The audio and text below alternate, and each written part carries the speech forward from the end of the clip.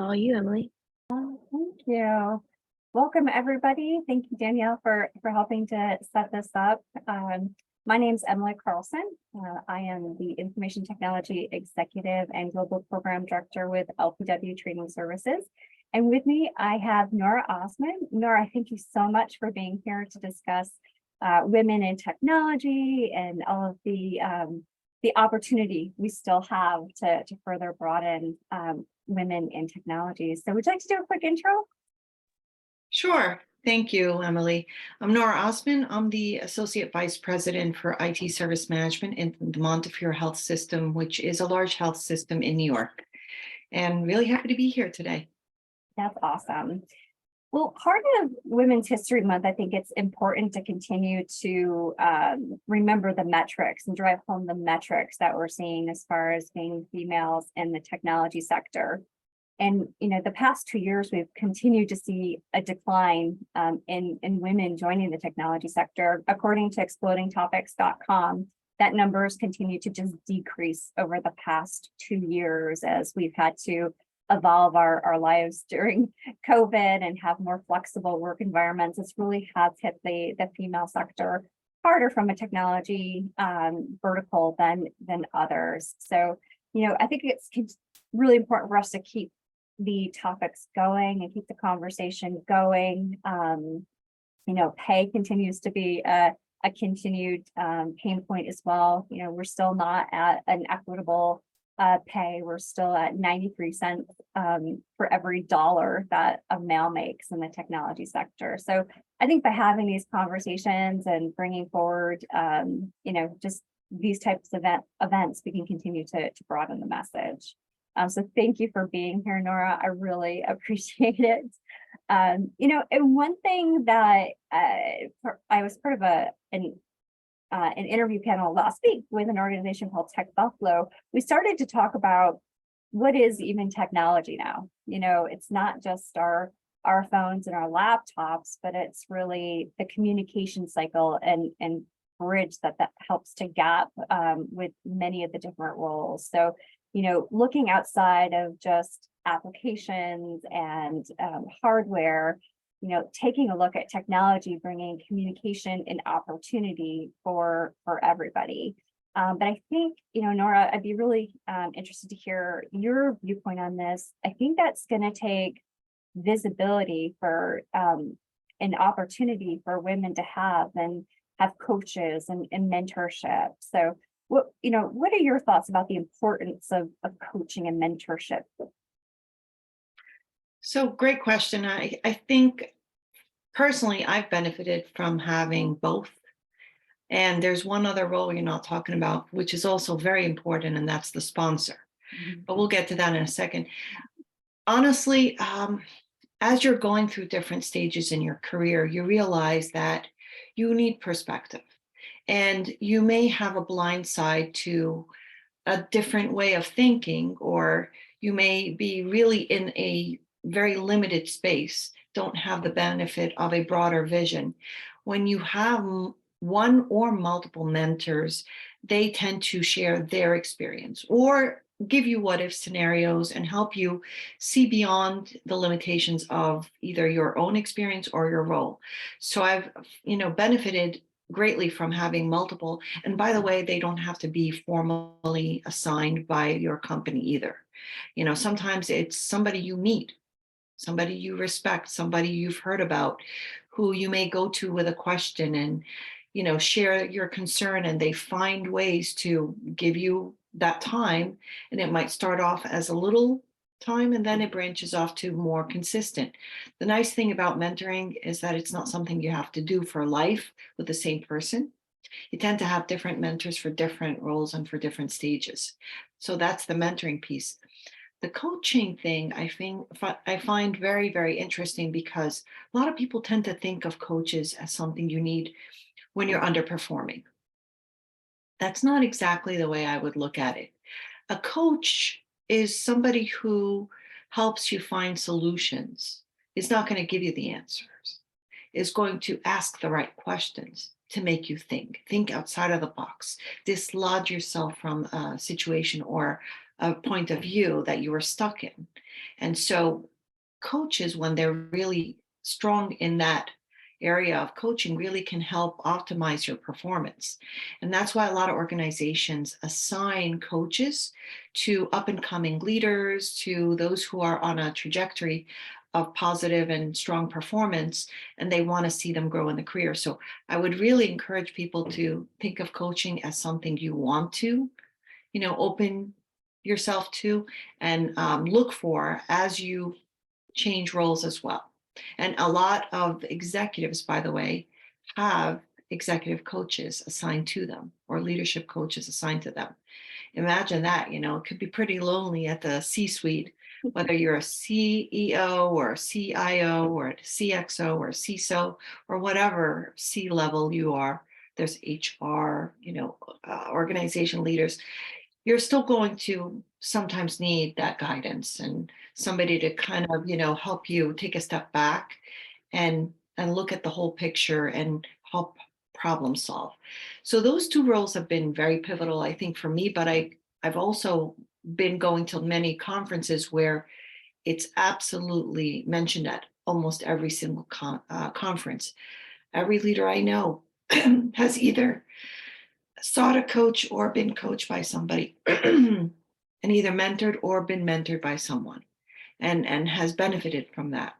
Yep. So those are really positive roles. Yeah, I think the other part of coaching too is the fact that if you're a younger female looking at possibly getting into the tech sector, you're not quite sure where to go, finding somebody who, it could have that relevant position and can help give you visibility into what it takes to be successful, and help Great. coach you through that and get a foot in the door, so that you know what it's like, and I can, provide that mentorship as you continue your career trajectory to the top.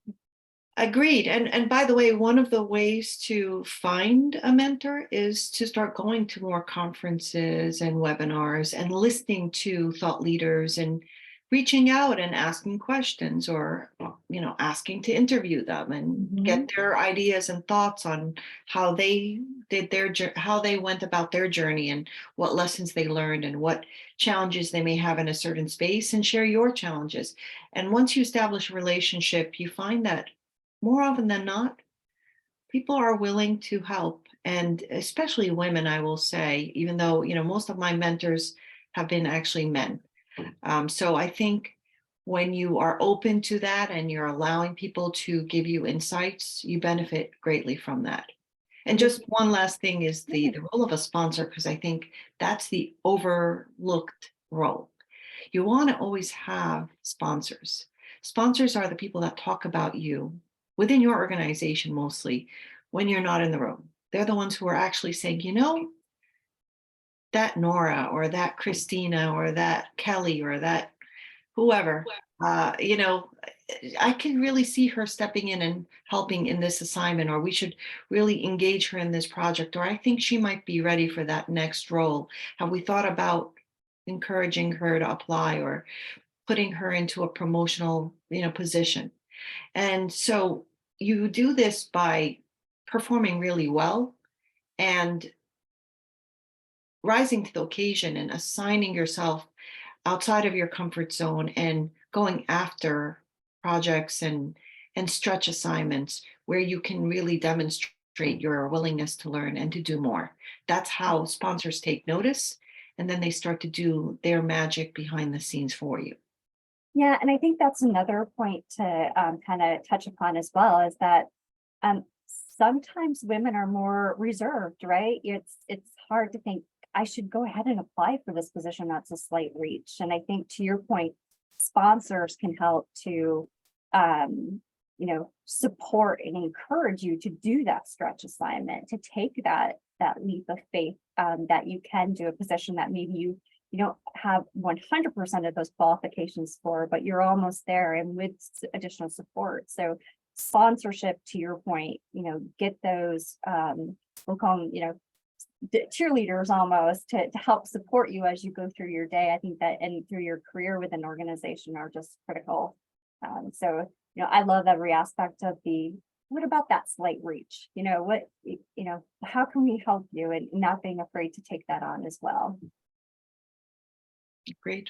I think there's one other role, though, the role of a male ally and allyship in organizations. I think it really has to not only be the female supporters, but also having those male allies and having those individuals be able to speak up and support in even possibly some uncomfortable situations. So, what are your thoughts on allyship as well?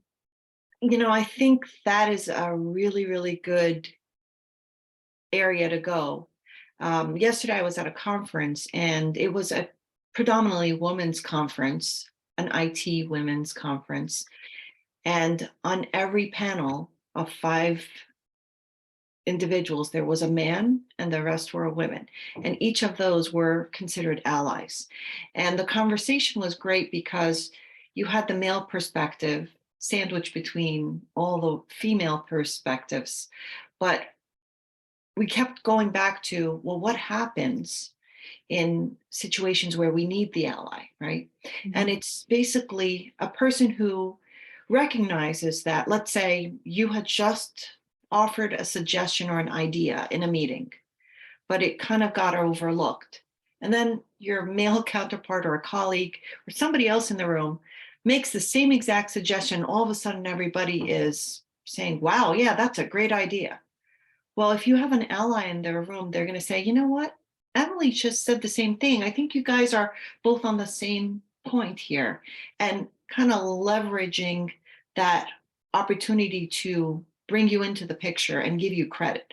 And that's just a simple example, right? But allies also will recognize when there is either a bias or an unconscious bias where somebody is being overlooked, or they're not being included, or their voice is not being heard. And when they are around you and have the opportunity to really help right the wrong, they do that. So absolutely, we need men to be part of this. We need more male allies, because it can't be, a battle. It can't be a war. It's Yeah. got to be a partnership. And they are still predominantly the majority out there in especially technology. So we need them to recognize some opportunities where there's imbalance, and where it's a simple gesture or activity that they do, but it makes a big difference in helping there be equality and diversity in the discussion and opinion sharing and the actions. Yeah. How do you think, because I happen to agree, I think when you have, that allyship supporting you in the room and saying, let, let's support our female coworker, we can go for, how do we gain more male allies? Have you had any opportunity to think about, is there programs, is there opportunity to really bring them into the conversation of why it's so important? Do you think that should be part of, the diversity programs across organizations? What are your thoughts?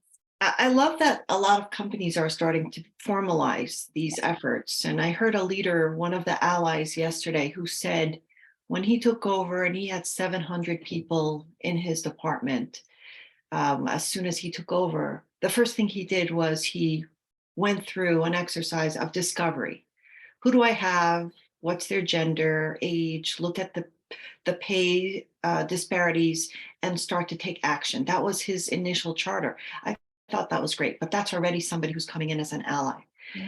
I really do think all of us have an opportunity to establish relationships, and we have to have the courage to have those difficult conversations when we're hitting a wall and saying, I need your help. I'm seeing, this situation evolve time and time again. Let's take a step back. We're looking to evolve our institution and change the culture and make it more inclusive and diversity. And here's what I think I could really use your help with. It's as simple as asking. Yep. And when you've got people that are looking to do good, which I think most people are, a conversation, even if it becomes a little bit of a debate, could get people to thinking, you know what, I never really thought about it that way. I didn't realize I had a blind spot. Yeah. I had this situation happen with one of my directs who, when I took note, had almost exclusively a male IT department under him. And it was the largest group of resources we had. And when he had an opportunity to hire somebody at the management level, and I said, I wonder if you're going to have some women in the interview list this time, and think about how you're not benefiting from the Yeah. bigger, diverser mind sharing and thought sharing with having different types of individuals and different genders. And it had never dawned on him that, this is what he had. Most of it was inherited. But until he actually got prodded a little bit, he didn't do anything about it. And that was an easy thing, obviously, because it's a direct report. But sometimes when it's even a colleague, I'd really like to introduce one of my associates or one of my staff members to your team, or to have her participate in a stretch assignment. Would you be open to that? I think, the diversity in thought here would be really helpful to this initiative. The power of suggestion, it goes a long way. I love that, and I think the part is getting past the fact that it might be a little bit of an uncomfortable conversation at first, but really, after that, it becomes just this is part of what we need to be able to do as coworkers and peers. You're spot on. Those are not the most natural conversations. I will tell you, they aren't. However, we all have to get comfortable being uncomfortable Yeah. if we want to make change happen, right? So we have to have the courage. And if you don't ask, the answer is always no, Yeah. right? So you have to ask, and you have to start planting seeds. And it doesn't have to be in an aggressive way, Right. but there are ways to do this, and we have to really evolve that skill to not so much stating the obvious, but kind of shining a light on things that may be overlooked. Yeah. Yeah. I agree. So in thinking about that and thinking about needing to further, make awareness for the lack of female representation continuously within IT. What about the future of work? What about the fact, the past 2 years, we have seen that decline of women joining the workforce for the technology sector. When we think about the ways that we need to change the way that we work to, help to accommodate families and whether their roles and responsibilities, what are your ideas or thoughts about how we, show that we can be successful, support the mission of an organization, still provide flexibility? So I think that's a great question. And there's been no bigger disruption for all of us than the pandemic, right? Think Yeah. about one event in our lifetime that has affected the whole world. Nobody was excluded. But I think it also kind of became almost a transformation or transformative time for so many people on a personal and business level. So it changed the way we work. Nobody really was expecting it to that extent, but it really had almost an earthquake of effect on all of us. But the thing that keeps coming back to me over and over is it forced us to become more empathetic, to be better listeners, to be more observant, to be mindful. And those are things that came out of the pandemic because we realized we were all humans. Yeah. And I mean, we should have realized that all along. And nobody just comes in and is wearing a suit and a jacket, and they're just this worker bee all the time and has nothing outside of that. There's a life for that person. And the pandemic allowed us to bring people's lives into the picture, right? Yeah. Think about it, as we were all working remotely, we would see kids running in the background, cats and dogs jumping on people's laps, right? You have the lawnmower going off in the background. Events happen, life happens. So we've kind of built a muscle for empathy as leaders. And I hope that we can continue to evolve that muscle. We have to be more flexible because that's the way of the future. Yeah. Coincidentally, I'm actually going to be starting a course called The Future of Work. through the Wharton program. So I'll be interested in hearing what they uncover from a statistics perspective. But we know that the work from anywhere is more the ideal situation. Mhm. So it'll be interesting to see if corporations start to listen and start to become more custom to not just what the department needs, but what the people need in order to grow and to have a happy life coming into work, Yeah, right? You don't want suppressed employees who are feeling like they're always giving up their best time and effort and, the best part of their day, and always putting their families and their lives, on the back burner, right? That could be very damaging, and people become disloyal after a while when they're burnt out. yeah, yeah. So, yeah. I agree. And there's something that I like to remind people of is that there's great power in being empowered to lead with empathy. Being empathetic to, yeah, my kid's running around the background. My dog is barking, but I'm still here, really focused on delivering what the strategic mission is for the organization, and don't feel guilty about that. That's okay. We saw it on TV though, right? Yeah. CNN, Chris Cuomo, you remember I don't know if you guys used to watch CNN, but he had his son or his daughter, I don't remember which one of them, actually come in on the broadcast when he was remote, because I Yeah. think he was in quarantine or something, right? Yeah. And that was a really beautiful moment to witness somebody who's really, Yeah. under the microscope, right? The visible eye of millions, right? Actually bring his home life into the picture, right? And so we are becoming much more humbled by that.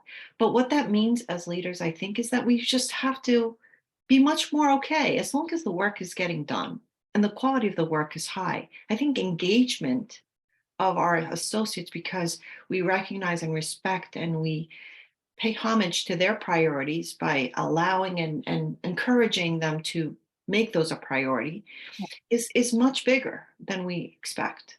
Yeah. And they Yeah. will step up and do more for us and more for the company and be loyal to the company and to the mission, so long as we are mindful of that priority and their needs being, a priority for them and for us. Yeah, yeah. And I think there's opportunity to go back to coaching, to have the coaching of leadership, to be able to say, I like what this person is doing as far as leadership. I'm going to go ask them how that's working, how they developed it, and really almost, provide those opportunities to be able to coach up when it comes to being an empathetic leader, and really allowing your team members to be the most successful, by giving them that empathetic approach to how they do their daily work. So Agreed.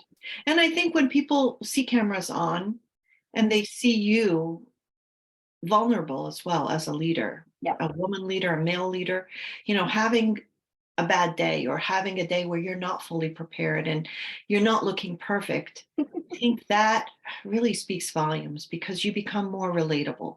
yeah, And people want to follow others who they can relate to, not people that look like they live, in a different world and they're on cloud nine all the time and just in, a White Castle somewhere. That's not who we want our leaders to be for us from a distance. yeah. You need to be approachable. You need to be able to feel like there's that human. And I know that my meetings, I'm in hoodies probably more than suit coats anymore. For sure. I think the other thing is, because we did pivot to remote, I think there's also very, very good opportunity for women to come into the workforce to be able to, do that stretch assignment of being in technology. I think if we keep coaching and mentoring about the flexibility and the approach to leadership, that, hopefully that can help to bring, That's a great point. I think you're spot on with that. For a lot of working moms or maybe almost grandmas, and people that are trying to slow it down or trying to wedge work into their life. Now it's going to open opportunity for them. And it's going to become more and more around tooling for a certain type of technology instead of having to have, a big degree in an undergraduate in computer science or in a certain aspect of technology. I think it'll be more around specializing Yep. and also doing these smaller assignments remotely or in person or hybrid or whatever that allow people to come into the market, whether it's intentionally or unintentionally, and develop that skill set. Because I could tell you, I didn't come into IT intentionally at all. But when you're open to opportunity and you kind of dip your toe in the pool and you explore, you never know what happens. Strange Yeah. things happen. Yeah, I was kind of the same way. For me, I had an interest in tech, but I when I was in high school, of course, there were floppy drives and floppy disks back then, not necessarily US. Not everybody's going to know what those things are here. Yeah, I know. And I found a local computer store that, gave me the opportunity to come in, and I had a young son. He got to come to work with me. I sat at a bench, assembled computers, and thought it would be fun to code. I just kind of stumbled into the technology sector as a whole. And, I think there's something to be said for that. I think it becomes something that you genuinely, just care about, and it can help, especially in our life sciences and healthcare focus. We're helping people every single day through tech. So Exactly. I don't think it matters so much how you got to where you got, as long as you kind of have a good feeling for what you like to do and where your strengths are and where you're passionate. So being able to really exercise your strongest skills in this space doesn't matter where in IT, as long as you're happy doing it and you're continuing to grow, that's what matters. yeah. But I do think more people in IT didn't actually study technology before they got into Yeah. technology. Yeah. Well, it's a great, and now with just the flexible work environments, it's just great. Speaking of which, I know I personally work with a few organizations such as Women in Technology, the WIT board. There's many local chapters and local events. They sponsor and provide grants for coding opportunities.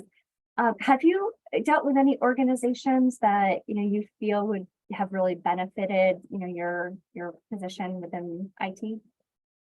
I have actually, and uh, throughout different roles, different organizations, it hasn't always been the same. When I was first taking on the service desk function as part of my management, I was part of HDI, Help Desk Institute, and that was very helpful in helping me understand around technology standards and processes and soft skills. And that's a component of support, and it was important to my role. And I stayed with that for many, many years. But as far as organizations that helped me grow as a leader, I would say there's Women in Technology, WITI. That's a very large organization. I actually heard yesterday that it's something like 16,000 members worldwide or some crazy number like that. Amazing. Yeah, so it's been around since 1989. I didn't realize that either. But also there's SIM Women, which is Society for Information Management. There's SIM itself is a pretty large nationwide technology membership, but then they've got the women aspect, which is really, really beautiful. And they put a lot of great conferences and programs and monthly meetings on the charter to really talk about cool concepts and battles and struggles that we have as women, and women sharing their own stories with each other, so they lift each other up. So I think those are two great areas. But also for those who are trying to gain technical knowledge and don't have the means to do it because they're not in the best financial or socioeconomic state, there's Empower, which provides training and certification for those who do not have any technical training and have not gone to college necessarily, to help them start with internships and get on a path to getting that first job in technology. And large, large, large companies are sponsoring those programs with Empower and taking interns from there and helping people with that. So those are a few that I would definitely put on the radar. for those interested. Yeah, those are great organizations. Girls Who Code is a pretty cool one as well. Yep, It helps, definitely. gain the interest of younger girls, as well as, have you heard of Pie Ladies? You mentioned it once before, I think a while ago. Yeah, that seems to be a great organization and it's evolving. Yeah, it is. It's free training for girls who want to learn Python. So I think it's a pretty interesting. Plus, I just love the name. Pie Ladies is I know, that's right? And you're catchy. not making apple pie, but perhaps it's kind of, a twist on that. Feel like a Minecraft type of pie. I also came across one called Technovations, which is a worldwide organization, and I was a judge for that. They basically allow groups of girls to represent, portions of a city or a country, and they present ideas for apps that solve problems. It could be waste removal, it could be awareness, it could be education, it could be water purification. It's a really, really cool place for those who want to kind of get sponsored, almost like a Shark Tank thing, Yep. and to have funding behind that and gain exposure in a space where technical leaders and other leaders are actually helpful and will take note of them. Yeah, I went and I did a little bit of research after we did our call a couple of weeks ago. I signed up to be a judge. I hope I'm selected because it just sounds like Oh, it good could for be a lot of you. fun. Yeah, Good for you. It's around that time. I think June, July is when they're knee deep in the whole different levels of competition. yeah, for sure. Very, very cool. Yeah, it's awesome. And I think from a healthcare perspective, if you're interested in getting into healthcare IT and specifics around supporting patient engagement, and I know there's a lot right now with uh, the digital front door and customer experience, and really patients needing their own healthcare journey. There's a lot of tech that's going to come with that, a lot of AI, a lot of chat GPT. So I think places like Hims and other sites would be probably good organizations just to go through some research. Hims and Chime and Vive. There are so many great conferences to sign up for. And here's the thing, I do believe that, of course, if your company can pay for these things, great. If you can convince leadership to do this, but I will tell you that many times I've gone to conferences on my own dime Yeah, me because too. it was important to my learning. And if I can't get the time away to do it through a company sponsorship, I'm going to do it to just progress my own knowledge and help myself, move on to the next area of expertise, right? So I definitely encourage people to do 1 days, half days, webinars on site, and really get outside of your comfort zone because it's great when you're opening your eyes to all the possibilities. Yeah, absolutely. And to that, with the pandemic, we did, lose in-person events, but with that brought forward large tech conferences moving to digital, but also being free. So Microsoft, I know hosts Microsoft Ignite, that's the largest tech conference. You can attend that for free now. There's a lot of just really great knowledge share that's out there. Yeah. You can find great mentors and coaches too. And the good thing is once you get on to one list, event planners sell that list to other events. Mhm. So it becomes like a brush fire of invites. You'll find yourself getting, invited to so many roundtables, webinars, virtual conferences, in-person conferences, luncheons, dinners. They've gotten very, very creative, I have to say. And they'll do virtual wine tastings and chocolate tastings and fun things, creating charcuterie boards. I'm like, how's that related to IT? But hey, you know what? IT is not just IT, it's people in IT, right? And we all love food at some point, right? And Yeah, drink. it's that communication and community that they're Right. building. It's Probably ice with, breaking. yeah, It's being yourself, bringing your whole self to the table, literally. my favorite one that I did, and I'm interested to see if you had a favorite one, is mid-pandemic. There was a data organization that actually hosted a sake tasting. So they sent us bottles of sake in the mail, and it was just, I remember we went and got a sushi platter. We made it like this whole family event, and my son walked in. He's like, "It's Tuesday at 4 o'clock, and you're drinking sake and eating sushi." I'm like, "I'm working here," you know. I know it's interesting when somebody in the house overhears what you're Yeah. doing and they're like, is this even work related, right?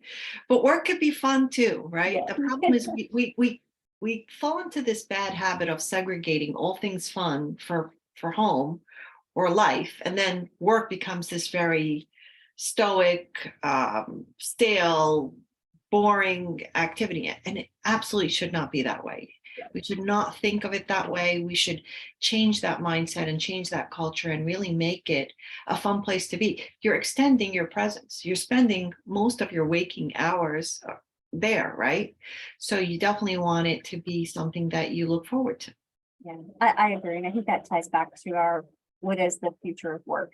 You know, what does that look like? And I think there has to be some components in there too. So, for sure. Yeah. Well, Nora, thank you for jumping on with me today. Danielle, I'm not sure if there's any questions. We do have some questions. We covered this one a lot, but I don't know if you want to touch on it anymore about your perspective on male allyship. If there's any other last thoughts you want to share with us about that. Well, I said a lot about it. I want to hear from Emily. Yeah, I think the allyship perspective is one that we need to grow. I think that in order for us to change the downward trend that we've had with females joining the technology sector, we have to actually educate our male allies to encourage them to speak up. You know, we talked about those uncomfortable situations and bringing those forward.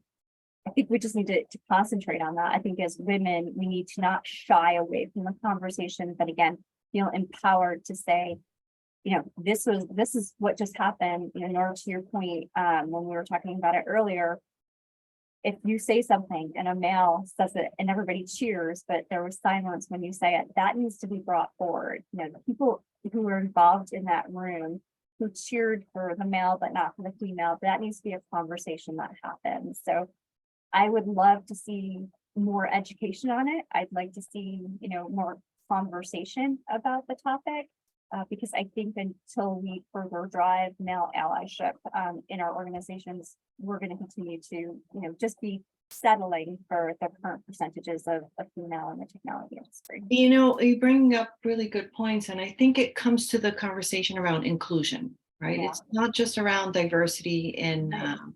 selecting a gender for a role. It's really around inclusivity. How, once they're in the room or in a role, are they included, right? Yep. Not expecting it always to be the women in the room that are taking notes or making coffee or ordering lunch. You know, that this should not be a gender specific responsibility. Not expecting all the good ideas or the charter to be developed strictly by men. You know, there has to be collaborative effort, and there has to be inclusion, and it's not just about male or female. It's about nationalities and people Right. with disabilities and people with different ethnicities or religions. All of that. I mean, at the end of the day, we're human. That's what binds us. So long as we're good for the role, we're actually qualified to be in the role, it's everybody's responsibility to pull people in. It's watching somebody who's not saying anything and saying, hold on a second, I'd really like to know X person's opinion. I haven't heard you say anything about that. What are your thoughts? Just asking, not asking, why are you quiet, which, you know, could be very intimidating. It's more, what are your thoughts on this? You always have great perspective, you know, helping people kind of get out of their comfort zone and come into a more collaborative, more comfortable, open space. And the more we do this, the more likely they'll start to be comfortable doing it and do it with other people as well. I love that. I love that. So I have to say, I applaud the allies because they're leading the charter, but we also, as women and women leaders, have to solicit more partners and more allies to make it become a buildable community, a larger population, and before you know it, it's just equality. I love it. That's a very nice segue into our next question, which is how would one go about finding a coach and mentor or mentor? Oh, yeah. You want to start, Nora?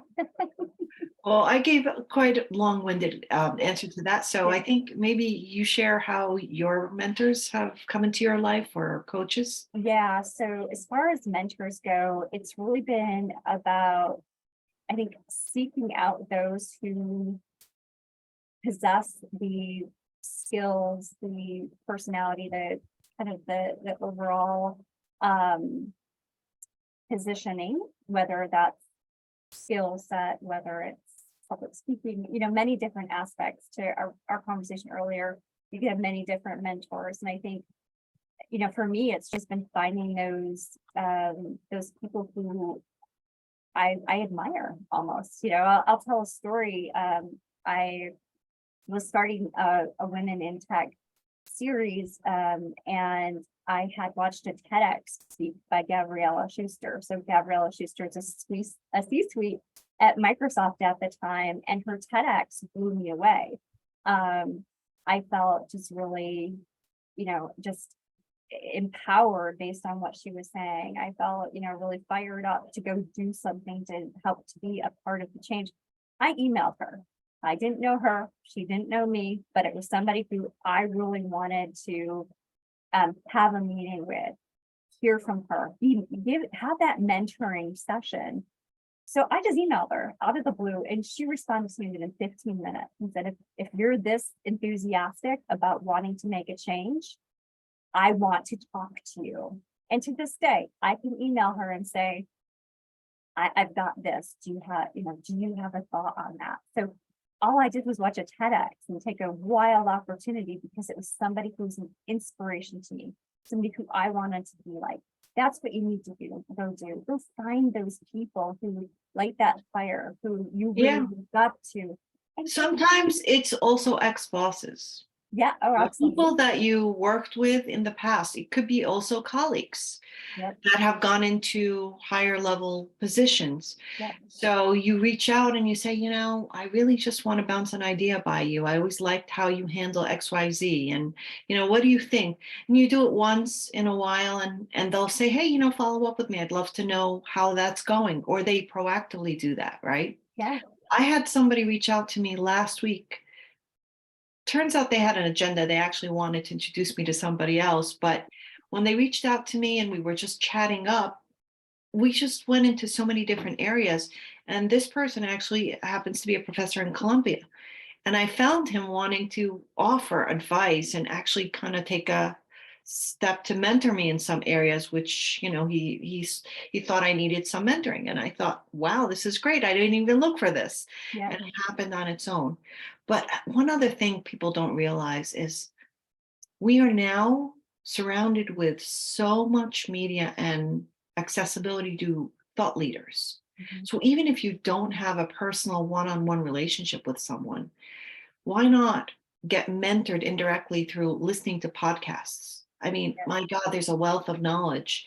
There's so many things you can pick up just listening to people over and over. They help you not even knowing who you are, right? So reading books, listening to podcasts, watching TED Talks, like you said, there's so much inspiration that comes. So if you're not, brazen enough to initiate relationships, you could still have these silent mentors who are thought leaders out there and authors and just great people. Yeah. I mean, you're spot on about podcasts and just, being in webinars too. There's a lot of opportunity to hop on and learn and to listen, that can help inspire and help to guide you and coach you to where you want to be. Agreed. I know we are coming to a close, but I do have two more questions. The first one being, I'm feeling stuck in my role and feel it's time for a jump in my career. How do I talk to my leadership about this? Good one. So I think you just have to position why you're feeling stuck, where you want to go, and thoughts on how you might be able to get there. So maybe it is asking for a stretch assignment. Maybe it is asking for, time to go look for a mentor in a different department to say, maybe I want to move over to marketing versus being in a more operations role. So I think it's structuring where you are, where you want to go. Do you have a plan to get there? What are the impacts to the organization if there is that plan that would take you away from your current work?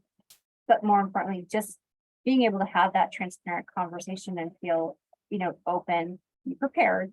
But I think look for where you want to go and look, ask your leader for the support in a set number of ways.